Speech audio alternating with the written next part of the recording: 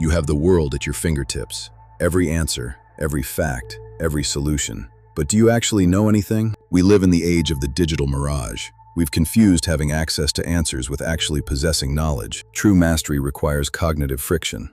It requires the struggle of internalizing information until it becomes part of your soul.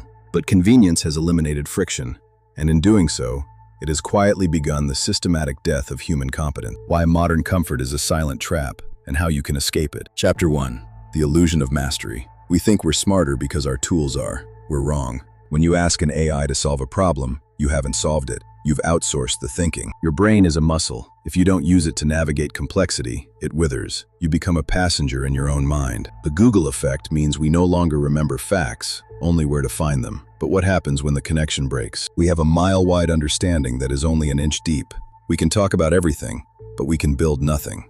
It's a feedback loop of mediocrity. The easier it is to find the answer, the less we value the search. And the search is where the learning happens. A master uses a tool to amplify their skill. A novice uses a tool to hide their lack of it. Which one are you? Historical mastery was forged in the absence of shortcuts. The hard way was the only way, and it was better. Today, we are drowning in information, but starving for wisdom. We are overstimulated and undereducated. We've optimized for ease, forgetting that ease is the enemy of growth. We are trapped in a cage of our own convenience, which brings us to Chapter 2, the comfort paradox. The safer we get, the weaker we become. Biologically, we are wired for resistance.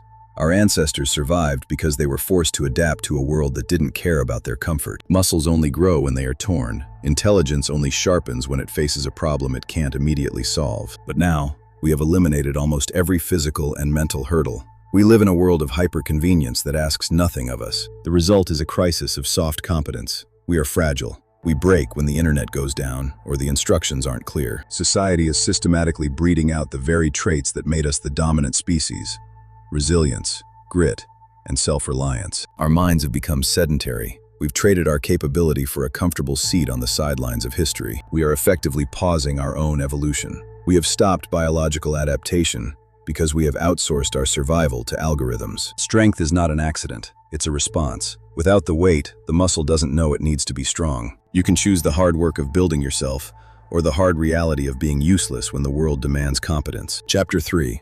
The Superficial Economy, where looking the part is more valuable than being the part. We live in a world that rewards metrics, not mastery. Social media clout, inflated titles, and aesthetic tracking have replaced raw capability. If you can look competent on a screen, the world believes you are. But looking like a leader is not the same as leading. Fake competence works in the short term.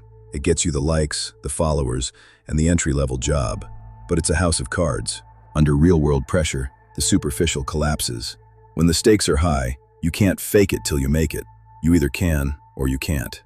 True capability is unshakable. It doesn't care about your follower count. It's the skill that remains when the lights go out. Stop optimizing for the algorithm and start optimizing for the truth. The world has enough actors.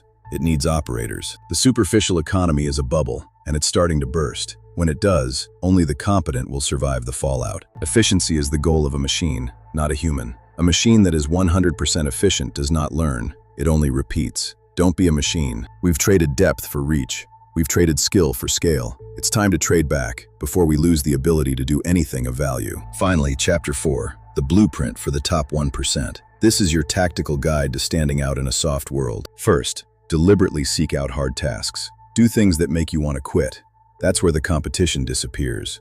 Most people take the path of least resistance. If you take the hardest path, you'll find it surprisingly empty at the top. Second, master the rare skill of deep, undistracted focus. In a world of 8-second attention spans, the person who can focus for 4 hours is a god. Silence the noise. Kill the notifications. Your attention is the most valuable currency you have. Stop spending it on garbage. Third, measure your success by what you can build when the internet is turned off. If your value disappears without a Wi-Fi connection, you have no value. Create something tangible. Solve a problem that exists in the physical world. Be someone who can actually do things. The top 1% are not the luckiest. They are the ones who refuse to let comfort make them obsolete. They are the ones who stayed competent. Modern comfort is a silent trap. It feels good while it kills your potential. Wake up, seek the friction, become unshakable. Grit is the compound interest of the soul. Every hard task you finish is a deposit into a bank of unshakable competence. The death of competence is happening all around you. You can join the funeral, or you can start the resurrection. Choose wisely. Your future depends on your ability to do what others find too hard. The trap is silent, but the escape is loud. It's found in the effort, the focus, and the refusal to be comfortable. Choose mastery.